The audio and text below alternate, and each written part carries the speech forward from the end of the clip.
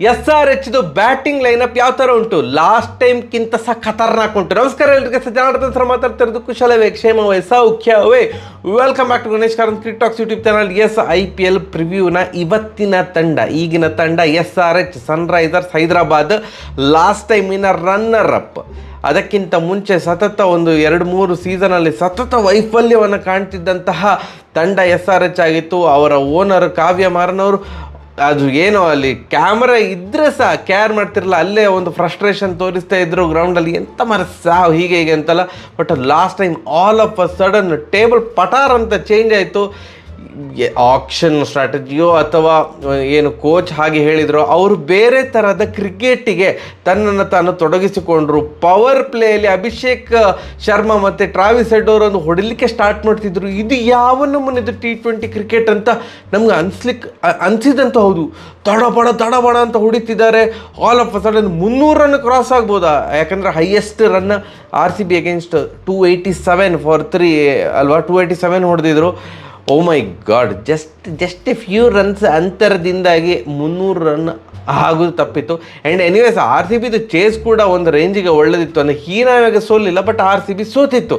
ಅಂತಹ batting line-up SRH ಇದು. ಅವ್ರು ಈ ಸಲ ಸಹ ಅದಕ್ಕೆ ಮುಂದಾಗ್ತಾರೆ ಅಂತ ಕಾಣ್ತದೆ. ಒನ್ ಡೈಮೆನ್ಷನಲ್ ಕ್ರಿಕೆಟ್ ಅಂತ ಏನು ಹೇಳ್ತೇವೆ ಅಂದರೆ, ಹೊಡಿ. ಲಾಸ್ಟ್ ಟೈಮ್ ನಾ ಅದೇ ಹೇಳ್ತಾ ಇದ್ದೆ, ಯಾವುದೋ ಒಂದು ಮ್ಯಾಚ್ ಎಲ್ಲರೂ ಸಹ ಒಟ್ಟಿಗೆ ಕೈ ಕೊಡ್ತಾರೆ.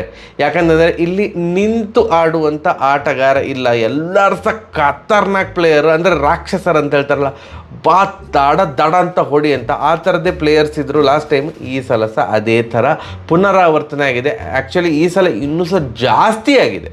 ಅವ್ರದ್ದು ರಿಟೈನ್ ಪ್ಲೇಯರ್ಸ್ ನೋಡುವ, ಅಭಿಷೇಕ್ ಶರ್ಮಾ ಆಬ್ವಿಯಸ್ಲಿ ರಿಟೈನ್ ಮಾಡಲೇಬೇಕು, ಟ್ರಾವಿಸ್ ಹೆಡ್ ಮತ್ತು ಅಭಿಷೇಕ್ ಶರ್ಮಾ. ಮತ್ತು ಅಲ್ಲಿ Nitish Kumar Reddy, Young prospect, futuristic view ಇಂದಾಗಿ, ಮತ್ತು ಅವರು ಪ್ರೂವ್ ಕೂಡ ಮಾಡಿದ್ದಾರೆ ಬಿಡಿ. ಇಂಡಿಯನ್ ಟೀಮ್ಗೆ ಸಹ ಟೆಸ್ಟ್ ಕ್ರಿಕೆಟಲ್ಲಿ ಭಾಳ ಚೆಂದ ಮಾಡಿ ಆಡಿದ್ದಾರೆ, T20 ಕ್ರಿಕೆಟಲ್ಲಿ ಸಹ ಚೆಂದ ಮಾಡಿ ಆಡಿದ್ದಾರೆ ಇಂಡಿಯಾಗೆ. ಸೊ ಅವರನ್ನು ರಿಟೈನ್ ಮಾಡಿದ್ದಾರೆ. ಮತ್ತು ಒಂದು ಲೋಕಲ್ ಫ್ಲೇವರ್, ಅವರು ಆಂಧ್ರದವರೇ ಅಲ್ವಾ, ರೆಡ್ಡಿ. ಸೊ ಅವರನ್ನು ರಿಟೈನ್ ಮಾಡಿದ್ದಾರೆ. ಮತ್ತು ಕ್ಲಾಸನ್, ಅಮ್ಮ ದೇವ, ರಾಕ್ಷಸರಲ್ಲಿ ಭಯಂಕರ ದೊಡ್ಡ ರಾಕ್ಷಸ, spin basher, ultra pro max HD. So Klaasen ಅವ್ರನ್ನ ಮತ್ತು ಅವರ ಕ್ಯಾಪ್ಟನ್ ಪ್ಯಾಟ್ ಕಮಿನ್ಸ್ ಅವರನ್ನು ರಿಟೈನ್ ಮಾಡಿದ್ದಾರೆ. ನೋಡಿ, 5 ಜನ ರಿಟೈನ್ ಮಾಡಿದ್ರಲ್ಲಿ 3 ಜನ ಆಲ್ರೆಡಿ ಫಾರಿನರ್ಸ್ ಇದ್ದಾರೆ, ಇನ್ನು 1 ಫಾರಿನರ್ಸು ಸಾಕು ಅವರಿಗೆ. ಆ್ಯಂಡ್ 2 ಇಂಡಿಯನ್ಸನ್ನು ರಿಟೈನ್ ಮಾಡಿರೋದು. ಇಶಾನ್ ಕಿಶನ್ ಅವರನ್ನು ಬೈ ಮಾಡಿದರು. ಒನ್ ಡೌನಿಗೆ ಒಂದು ಕರೆಕ್ಟ್ ಆಗಿರುವಂಥ ಆಟಗಾರ ಅವ್ರದ್ರಲ್ಲಿ ಇರಲಿಲ್ಲ. ಅಂತಂದರೆ ಅಭಿಷೇಕ್ ಶರ್ಮಾ ಮತ್ತು ಟ್ರಾವಿಸ್ ಹೆಡ್ ಹಾಕಿದಂತಹ ಟೆಂಪೋವನ್ನು ಕ್ಯಾರಿ ಮಾಡುವಂಥ ಆಟಗಾರ ಬೇಕಿತ್ತು. ಒಂಚೂರು ಸಹ ಡೌನ್ ಆಗಬಾರ್ದಿತ್ತು. ಅದಕ್ಕೆ ಕರೆಕ್ಟಾಗಿ ಮುಂಬೈ ಅವರು ಅಷ್ಟು ಇಂಟ್ರೆಸ್ಟ್ ತೋರಿಸಲಿಲ್ಲ ಕಿಶನನ್ನು ಬೈ ಮಾಡಲಿಕ್ಕೆ. ಇವರು ಮೊದಲು ಫಿಕ್ಸ್ ಆಗಿದ್ರು, ನಮಗೆ ಇಶಾನ್ ಕಿಶನ್ ಬೇಕು ಅಂತ ಬೈ ಮಾಡಿದರು. ವಿಕೆಟ್ ಕೀಪರ್ ಕ್ಲಾಸನ್ಗೆ ಕೊಡ್ತಾರಾ ಕಿಶನ್ಗೆ ಕೊಡ್ತಾರಾ ಅಂತ ಗೊತ್ತಿಲ್ಲ. ಆ್ಯಸ್ ಆಫ್ ನೌ ನಾನು ಇಶಾನ್ ಕಿಶನ್ ಅವರಿಗೆ ವಿಕೆಟ್ ಕೀಪರ್ ಅಂತ ಹಾಕಿಟ್ಟಿದ್ದೇನೆ. Crazy hitter. And even intra match ಆಗ್ತಾ ಉಂಟು ಅವ್ರದ್ದು, ಅಂದರೆ ಅವರ ಸ್ಕ್ವಾಡ್ ಒಳಗಡೆನೇ ಒಂದಿಷ್ಟು ಮ್ಯಾಚ್ ಆಗ್ತದೆ ಈಗ IPL ಪ್ರಾಕ್ಟೀಸು. ಅದರಲ್ಲಿ ಎಂತ ಮಾರೆ 20 ಬಾಲಿಗೆ 60, 30 ಬಾಲಿಗೆ 70, 19 ಬಾಲ್ 49 ಎಲ್ಲ ಹೊಡೆದಿದ್ದಾರೆ. ನೀವು ಹೇಳ್ಬೋದು, ಹಾಗಾದರೆ ಬ್ರೋ ಅವ್ರು ಹೊಡಿಸ್ಕೊಂಡ ಬೌಲರ್ಸೇ SRH ಬೌಲರ್ಸೇ ಅಲ್ವಾ ಅಂತ. ಬಟ್ ನನ್ನ ಪ್ರಕಾರ SRH ಇಸ್ ಲೀಸ್ಟ್ ಬಾದರ್ಡ್. ಅವರ ಬೌಲರ್ಸು ಎಷ್ಟು ಬೇಕಾದ್ರೆ ಹೊಡಿಸ್ಕೊಳ್ಳಿ, ಬಟ್ ಯಾಕಂದರೆ ಅವ್ರು ನಂಬಿರೋದು ಬ್ಯಾಟಿಂಗ್ ಮೇಲೆ. 20 ಓವರಲ್ಲಿ ಒಂದು 300 ರನ್ ಹತ್ರ ಹೊಡಿಬೇಕು. ನನ್ನ ಪ್ರಕಾರ 300 ದಾಟ್ತದ ಅಂತ ಈ ಸಲ. ಅವ್ರದ್ದು ಬ್ಯಾಟಿಂಗ್ ಲೈನಪ್ ಹಾಗೆ ಉಂಟು. ಅಷ್ಟು ಹೊಡೆದ ಕೂಡಲೇ opponent all of a sudden, ಅಂದರೆ ಅಷ್ಟು ಸ್ಕೋರ್ ನೋಡಿ ಎಲ್ಲ ಒದ್ದೆ ಆಗಿರ್ತದೆ. ಸೊ ಆ ಥರದ ಒಂದು ಕ್ರಿಕೆಟಿಗೆ ಬದ್ಧರಾಗಿರ್ತಾರೆ ಅಂತ ಅಂದ್ಕೊಂಡಿದ್ದೇನೆ SRH. ಇಶಾನ್ ಕಿಶನ್ ಅದಾದಮೇಲೆ ಬರೋದು ನಿತೀಶ್ ಕುಮಾರ್ ರೆಡ್ಡಿ ಮತ್ತು ಕ್ಲಾಸನ್. ಎಂತ ಮಾರೆ ಬ್ಯಾಟಿಂಗ್ ಲೈನಪ್. ಅದಾದಮೇಲೆ ನಮ್ಮ ಕರ್ನಾಟಕದ ಅಭಿನವ್ ಮನೋಹರ್ ಅವರು GTಯಲ್ಲಿದ್ದರು. GTಯಲ್ಲಿ ಕರೆಕ್ಟಾಗಿ ಅವರಿಗೆ ಚಾನ್ಸ್ ಸಿಗ್ತಾ ಇರಲಿಲ್ಲ ಟು ಪ್ರೂವ್ ಹಿಮ್ಸೆಲ್ಫ್. 1-2 ಮ್ಯಾಚ್ ಸಿಗ್ತಾ ಇತ್ತು, ಅದರಲ್ಲಿ 1 ಮ್ಯಾಚ್ ಬ್ಯಾಟಿಂಗ್ ಸಿಗ್ತಾ ಇರಲಿಲ್ಲ. ಮತ್ತು 3rd ಮ್ಯಾಚ್ ನೋಡಿದರೆ ಬೆಂಚಲ್ಲಿ ಕೂತ್ಕೊಂಡಿರ್ತಿದ್ರು. ಸೊ ಅವರಿಗೆ ಕರೆಕ್ಟಾಗಿ ಚಾನ್ಸ್ ಸಿಗ್ತಾ ಇರಲಿಲ್ಲ. ಬಟ್ ನನ್ನ ಪ್ರಕಾರ ಈ ಸಲ ಅಭಿನವ್ ಮನೋಹರ್ ಅವರಿಗೆ 14 ಮ್ಯಾಚ್ ಕೂಡ ಸಿಗ್ತದೆ SRH ಅಂತ ಅಂದ್ಕೊಳ್ತಾ ಇದ್ದೇನೆ. ಕ್ಲಾಸನ್ ಮೇನ್ ಫಿನಿಷರ್ ಆಗಿರ್ತಾರೆ. ಆ್ಯಂಡ್ ಅವರಿಗೆ ಸಪೋರ್ಟಿವ್ ಸಿಸ್ಟಮ್ ಆಗಿ, ಆಯಿತು ಮಾರ ನೀನು 20 ಬಾಲಿಗೆ 50 ಹೊಡಿ, ನಾನು 20 ಬಾಲಿಗೆ ಒಂದು 35-40 ಹೊಡಿತೇನೆ ಅನ್ನುವಂಥ ಆಟಗಾರ ಅಭಿನವ್ ಮನೋಹರ್ ಆಗಿ ಕಾಣಿಸ್ಕೊಳ್ತಾರೆ ಅಂತ ಅಂದ್ಕೊಳ್ತೇನೆ. ಇದು ಸಾಲಿಡ್ ಬ್ಯಾಟಿಂಗ್ ಲೈನಪ್. ಅಂದರೆ ನಾನು ಹೇಳ್ತಾ ಇರೋದು ಟೆಕ್ನಿಕ್ ಅದ್ರ ಬಗ್ಗೆ ಮಾತಾಡ್ತಾ ಇಲ್ಲ, ಬಟ್ ಹೊಡೆಬಡೆ ಆಟ ಅಂತ ಹೇಳ್ತಾರಲ್ಲ, ಅದನ್ನು ಮಾತ್ರ ಗಮನದಲ್ಲಿ ಇಟ್ಕೊಂಡು ನೋಡಿದರೆ ಕ್ರೇಜಿ. ಇದನ್ನ ನೋಡಿದ ಕೂಡ ಎಂಥವನಿಗಾದ್ರು ಡಮಾರ್ ಅಂತ ಹೆದರಿಕೆ ಆಗಬೇಕು. ಅದಾದಮೇಲೆ ಎಲ್ಲರೂ ಸಹ ಬೌಲರ್ನ ಹಾಕ್ಕೊಂಡಿದ್ದಾರೆ. ಇದೊಂದು ಡ್ರಾಬ್ಯಾಕ್ ಏನಂತಂದರೆ, ಇವರು ಆ ಹಳೆಯ ಮಾದರಿಯ ಒಂದು ಪ್ಲೇಯಿಂಗ್ 11 ಇರ್ತಿತ್ತಲ್ಲ, 6 ಬ್ಯಾಟ್ಸ್ಮನ್ 5 ಬೌಲರ್, ಅದಕ್ಕೆ ಏನು ಇದು ಸ್ವಲ್ಪ ಆ ಕಡೆ ಮಾಡಿದ್ದಾರೆ ಅಂತ ಅನಿಸ್ತದೆ. ಆಲ್ರೌಂಡರ್ಸನ್ನು ಅಷ್ಟು ಕಾನ್ಸಂಟ್ರೇಟ್ ಮಾಡಿಲ್ಲ SRH. ಎಸ್, ಪ್ಯಾಟ್ ಕಮಿನ್ಸ್ ಅವರು ಬ್ಯಾಟಿಂಗ್ ಮಾಡ್ತಾರೆ, ಇಲ್ಲ ಅಂತ ಹೇಳೋದಿಲ್ಲ, but still he's a bowler who can bat ಅಂತ ನನ್ನ ಅಭಿಪ್ರಾಯ. ಅಂದ್ರೆ ಅಂಥ ಒಂದು ಆಲ್ರೌಂಡರ್ ಎಲ್ಲ ಅಲ್ಲ. ಈಗ ಜಡೇಜಾ ಅವ್ರ ಥರ ಎಲ್ಲ ಆಲ್ರೌಂಡರ್ ಅಲ್ಲ ಅನ್ನೋದು ನನ್ನ ವಾದ. ನಿಮ್ಮದು ಏನಾದ್ರು ಡಿಫ್ರೆಂಟ್ ಒಪಿನಿಯನ್ ಇದೆ ಕಮೆಂಟ್ ಸೆಕ್ಷನಲ್ಲಿ ತಿಳಿಸಿ. ಪ್ಯಾಟ್ ಕಮಿನ್ಸ್ ಆದಮೇಲೆ ಹರ್ಷಲ್ ಪಟೇಲನ್ನು ಅವರು ಬೈ ಮಾಡಿದ್ದಾರೆ. ಹರ್ಷಲ್ ಪಟೇಲ್ ಕೂಡ ಒಂದು ಡೀಸೆಂಟಾಗಿ ಒಂದು 10 ಬಾಲಿಗೆ 12 ರನ್ ಆದರೂ ಹೊಡಿಬೋದು ಹರ್ಷಲ್ ಪಟೇಲ್ ಅವರಿಗೆ. ಸೊ ಡೀಸೆಂಟ್ ಬೈ, ದೊಡ್ಡ ರನ್ ಮೆಷಿನ್, ಅದರಲ್ಲೇನು ಡೌಟೇ ಇಲ್ಲ. ರನ್ ಮೆಷಿನ್ಗಳನ್ನು ಬೈ ಮಾಡಿದ್ದಾರೆ. ಜಯದೇವ್ ಉನತ್ಕಟ್ ಅವ್ರನ್ನ ಸಹ ಬೈ ಮಾಡಿದ್ದಾರೆ SRH.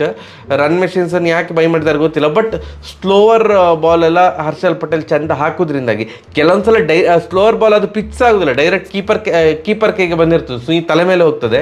ಸೊ ಹೋಪ್ ಅವರು ಅದರ ಮೇಲೆ ವರ್ಕ್ ಮಾಡಿದ್ದಾರೆ ಅಂತ ಅಂದ್ಕೊಳ್ತೇನೆ. ಮೇ ಬಿ ಹೈದರಾಬಾದ್ ಪಿಚ್ಚಲ್ಲಿ ಸ್ಲೋವರ್ ಒನ್ ಹಾಕುವಂಥ ಬೌಲರ್ ಬೇಕಿತ್ತು ಅಂತ ಅನ್ನಿಸ್ತದೆ, ಅದರಿಂದ ಹರ್ಷಲ್ ಪಟೇಲ್ ಅನ್ನು ತಗೊಂಡಿದ್ದಾರೆ. ಇನ್ನೊಂದು ಮೇಯ್ನ್ ವೆಪನ್ ಶಮಿ. GT ನನಗೆ ಇನ್ನೂ ಸಹ ಗೊತ್ತಿಲ್ಲ ಯಾಕೆ ರಿಟೈನ್ ಮಾಡಲಿಲ್ಲ ಅಂತಲೂ ಗೊತ್ತಿಲ್ಲ. ಶಮಿ ಅವ್ರನ್ನ ರಿಟೈನ್ ಬಿಟ್ಟಾಕೆ, ಅಟ್ಲೀಸ್ಟ್ ನಾನೇನು ಅಂದ್ಕೊಂಡೆ ಆಕ್ಷನಲ್ಲಿ ಮತ್ತೆ ಪುನಃ ಶಮಿ ಅವರಿಗೆ ಹೋಗಿ ಬೈ ಮಾಡ್ತಾರೆ ಅಂತ. ಶಮಿ ಅವ್ರನ್ನ ತಗೊಳ್ಳಿಕ್ಕೆ ಇಂಟ್ರೆಸ್ಟೇ ತೋರಿಸ್ಲಿಲ್ಲ GT. ನಂಗೆ ತುಂಬ ಶಾಕಿಂಗ್ ಅಂತ ಅನಿಸಿದ್ದು. ಒಳ್ಳೆ ಬೈ ಮಾರ್ರೆ, ಶಮಿ ಸಿಕ್ಕಿರೋದು ಕ್ರೇಜಿ ಬೈ SRHಗೆ. ಇದರಿಂದ ಏನು ನನಗೆ ಏನು ಅರ್ಥ ಆಗಿರೋದು ಅಂತಂದರೆ, ಇವರದು ಮೈಂಡ್ ಸೆಟ್ ಹೇಗುಂಟಂದರೆ SRHದು, ನಾವು ಪವರ್ ಪ್ಲೇಯಲ್ಲಿ ಅರ್ಧ ಮ್ಯಾಚ್ ಗೆದ್ದು ಬಿಡ್ತೇವೆ, ದಡಬಡ ಅಂತ ಹೊಡಿತಾ ಹೋಗ್ತೇವೆ, ನಾವು ಎಲ್ಲಿ ಸಹ ನಿಲ್ಲಿಸೋದಿಲ್ಲ. ಮಿನಿಮಮ್ 250 ಹೊಡಿಲಿಕ್ಕೆ ನಾವು ಕಾನ್ಸಂಟ್ರೇಟ್ ಮಾಡ್ತೇವೆ. 250 ಹೊಡೆದ ಮೇಲೆ ಆಫ್ಕೋರ್ಸ್ ಆಪೋನೆಂಟ್ ಚೇಸ್ ಮಾಡಬೇಕು ಅಂತಂದರೆ ಅವರು ಸಹ ಪವರ್ ಪ್ಲೇಯಲ್ಲಿ ಹೊಡಿಲಿಕ್ಕೆ ಟ್ರೈ ಮಾಡಿಯೇ ಮಾಡ್ತಾರೆ. ನಮಗೆ ಪವರ್ ಪ್ಲೇಯಲ್ಲಿ ವಿಕೆಟ್ ತೆಗೆಯುವಂತಹ ಬೌಲರ್ ಬೇಕು. ಸೊ ಆದ್ದರಿಂದ ಆ ಕಡೆಯಿಂದ ಕಮಿನ್ಸು, ಈ ಕಡೆಯಿಂದ ಶಮಿ, ಇಬ್ಬರು ಕೂಡ ವರ್ಲ್ಡ್ ಕ್ಲಾಸ್ ಬೌಲರ್ಸು. ಎಲ್ಲಿಯಾದರೂ ಅಪ್ಪಿತಪ್ಪಿ ಅಪೋನೆಂಟಿದು ಪವರ್ ಪ್ಲೇಯಲ್ಲಿ 2 ವಿಕೆಟ್ ಬಿತ್ತು ಅಂತಂದರೆ ಅದು ಅಲ್ಲಿ ಒಂದು ಪ್ರೆಷರ್ ಕ್ರಿಯೇಟ್ ಆಗ್ತದೆ, ಮತ್ತು 250 ಅದರ ಟಾರ್ಗೆಟ್ ಅಲ್ಲಿಯೇ ಮರೀಚಿಕೆ ಆಗ್ತದೆ ಅನ್ನುವಂಥ ದೃಷ್ಟಿಯಿಂದ ಮೇ ಬಿ ಅವ್ರಿಗೆ ಆ ಥರದ ಬೌಲರ್ ಬೇಕಿತ್ತು. ಕಮಿನ್ಸ್ಗೆ ಅಂಥ ಸಪೋರ್ಟ್ ಕೊಡುವ ಬೌಲರ್ ಬೇಕಿತ್ತು. ಶಮಿ ಅವ್ರನ್ನ ತೊಗೊಂಡಿದ್ದಾರೆ. ಪವರ್ ಪ್ಲೇಯಲ್ಲಿ ಬ್ಯಾಟಿಂಗಲ್ಲಿ ಗೆದ್ದು ಪವರ್ ಪ್ಲೇಯಲ್ಲಿ ಬೌಲಿಂಗಲ್ಲಿ ಒಂದು 2 ವಿಕೆಟ್ ತೆಗೆದ್ರೆ SRH 90% ವಿನ್. ಸೊ ಆದ್ದರಿಂದ ಈ ಒಂದು ದೃಷ್ಟಿಕೋನದಿಂದಾಗಿ ಶಮಿ ಅವ್ರನ್ನ ತೊಗೊಂಡಿದ್ದಾರೆ ಅಂತ ಅಂದ್ಕೊಳ್ತೇನೆ. ಮತ್ತು ಮಿಡ್ಲ್ ಓವರಲ್ಲಿ ಬಾಲ್ ಹಾಕಲಿಕ್ಕೆ ಆ್ಯಡಮ್ ಜಾಂಪಾ ಸೂಪರ್. ಇವರಿಗೆ 14 ಮ್ಯಾಚಸ್ ಸಿಗ್ತದೆ. ಆಲ್ರೆಡಿ 3 ಫಾರಿನ್ ಪ್ಲೇಯರ್ಸನ್ನು ರಿಟೈನ್ ಮಾಡಿದರು, ಇನ್ನು 1 ಫಾರಿನ್ ಪ್ಲೇಯರ್ ಬೇಕಿತ್ತು. ಆ್ಯಡಮ್ ಜಾಂಪಾ ಅವರು ಫಿಕ್ಸ್, ಆ ಸ್ಪಾಟ್ ಫಿಕ್ಸ್ ಆಗಿದೆ. ಆ್ಯಂಡ್ ಇನ್ನೊಂದು ಇನ್ನೊಂದು ಸ್ಪಿನ್ನರ್ ಬೇಕಲ್ಲ, ಅದಕ್ಕೆ ರಾಹುಲ್ ಚಹರ್. ಎಸ್, 5 ಬೌಲರ್ಸ್ ಇದ್ದಾರೆ. ಆ್ಯಂಡ್ 6ನೇ ಬೌಲರ್ ಆಗಿ ನಿತೀಶ್ ಕುಮಾರ್ ರೆಡ್ಡಿ ಅವರು ಒಂದು 2 ಓವರ್ ಹಾಕ್ತಾರೆ. ಸೊ 6th ಬೌಲಿಂಗ್ ಆಪ್ಷನ್ ಉಂಟು. ಬಟ್ ಸ್ಟಿಲ್ ಆಲ್ರೌಂಡರ್ಸ್ ಕೊರತೆ ಸ್ವಲ್ಪ ಎದ್ದು ಕಾಣ್ತಾ ಇದೆ. ಬಟ್ ಸ್ಟಿಲ್ ಬ್ಯಾಟಿಂಗ್ಗೆ ಸಾಕು ಮಾರೆ ಮ್ಯಾಚ್ ವಿನ್ ಮಾಡಿಸ್ಲಿಕ್ಕೆ. ಇಂಪ್ಯಾಕ್ಟ್ ಪ್ಲೇಯರೇ ಬೇಡ ಅವರಿಗೆ, to be honest. But impact player ಆಯ್ತು ಗುರು ಹೇಳಬೇಕು ಅಂತಂದರೆ ಅಥರ್ವ ತೈಡೆ ಅವರಿದ್ದಾರೆ. ಅವ್ರಿಗೆ ನನ್ನ ಪ್ರಕಾರ ಚಾನ್ಸ್ ಸಿಗೋದಿಲ್ವ ಈ ಬ್ಯಾಟಿಂಗಲ್ಲಿ, ಮತ್ತೆ ಪುನಃ ಇಂಪ್ಯಾಕ್ಟ್ ಪ್ಲೇಯರ್ ಎಂತಕ್ಕೆ ಅವರಿಗೆ. ಅಥರ್ವ ತೈಡೆ ಇದ್ದಾರೆ. ಆ್ಯಂಡ್ ಬೌಲಿಂಗ್ ಬೇಕು ಅಂತಂದರೆ ಜಯದೇವ್ ಉನಾದ್ಕಟ್, ಮತ್ತೊಂದು ರನ್ ಮೆಷಿನ್. ಪ್ಲೇಯಿಂಗ್ 11 ಸ್ಟ್ರಾಂಗ್ ಉಂಟು. ಇಂಪ್ಯಾಕ್ಟ್ ಪ್ಲೇಯರು ಅಥವಾ ಬ್ಯಾಕಪ್ ಪ್ಲೇಯರ್ಸು ಮಲ್ಡರ್ ಅವರಿದ್ದಾರೆ, ಇನ್ನು ಆಫ್ರಿಕಾದು ಆಲ್ರೌಂಡರು. ಬಟ್ ಅವ್ರನ್ನ ನೀವು ಎಲ್ಲಿ ಕೂರಿಸ್ತೀರಿ? ಆ್ಯಡಮ್ ಜಾಂಪಾ ತೆಗೆದ್ರೆ ನಿಮ್ಮದು ಸ್ಪಿನ್ ಒಟ್ರಾಶಿ ವೀಕ್ ಆಗ್ತದೆ.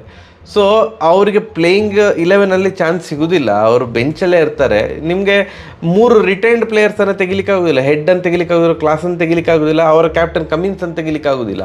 ಜಾಂಪನನ್ನು ತೆಗೆದ ಕೂಡಲೇ ಸ್ಪಿನ್ ಭಯಂಕರ ವೀಕ್ ಆಗಿ ಹೋಗ್ತದೆ. ಸೊ ಆದ್ದರಿಂದ ಜಾಂಪ ಇದ್ದೇ ಇರ್ತಾರೆ. ಸೊ ಇದೇ ಮೋಸ್ಟ್ ಆಫ್ ದ ಸೀಸನ್ ಇದೇ ಪ್ಲೇಯಿಂಗ್ 11 ಇರ್ತದೆ ಅಂತ ನನಗೆ ಅನ್ನಿಸ್ತಾ ಇದೆ. ಅಷ್ಟೇನು ಚೇಂಜಸ್ ಏನು ಆಗೋದಿಲ್ಲ. ಅಭಿನವ್ ಮನೋಹರ್ ಕೂಡ 14ಕ್ಕೆ 14 ಮ್ಯಾಚ್ ಕೂಡ ಇವರು ಆಡ್ತಾರೆ ಅಂತ ಅನ್ನಿಸ್ತಾ ಉಂಟು. ಪ್ಲೇಯಿಂಗಿಲ್ಲೋ ನನಗೆ ಈಗ ಸಹ ಭಯ ಆಗ್ತದೆ ನೋಡಿದ ಕೂಡ, ಎಸ್ಪೆಷಲಿ ಕಣ್ಣು ಟಾಪ್ ಆರ್ಡರು ಮಿಡ್ಲ್ ಆರ್ಡರೆಲ್ಲ ನೋಡಿದಾಗ ಅಯ್ಯಪ್ಪ ಇದು ಭಯಂಕರ ಟೀಮ್ ಮಾರೆ ಅಂತ. ಒಂದೇ ಒಂದು ನೆಗೆಟಿವ್ ನಾನು ಹೇಳಿದ್ನಲ್ಲ, ಇವ್ರದ್ದು 1 ಡೈಮೆನ್ಷನ್ ಗೇಮು. ಬಂದ ಹೊಡಿ ಎಲ್ಲಾದರೂ ಬ್ಯಾಟ್ಸ್ಮನ್ ಕೈ ಕೊಟ್ಟರೆ ಪವರ್ ಪ್ಲೇಯಲ್ಲಿ ಫಸ್ಟ್ 4 ಓವರಲ್ಲಿ 2 ವಿಕೆಟ್ ಎಲ್ಲ ಬಿದ್ದರೆ ಆಗ ತುಂಬ ಪ್ರೆಷರ್ ಕ್ರಿಯೇಟ್ ಆಗ್ತದೆ. ಇದೇ ಆಗಿರೋದು IPL ಫೈನಲಲ್ಲಿ.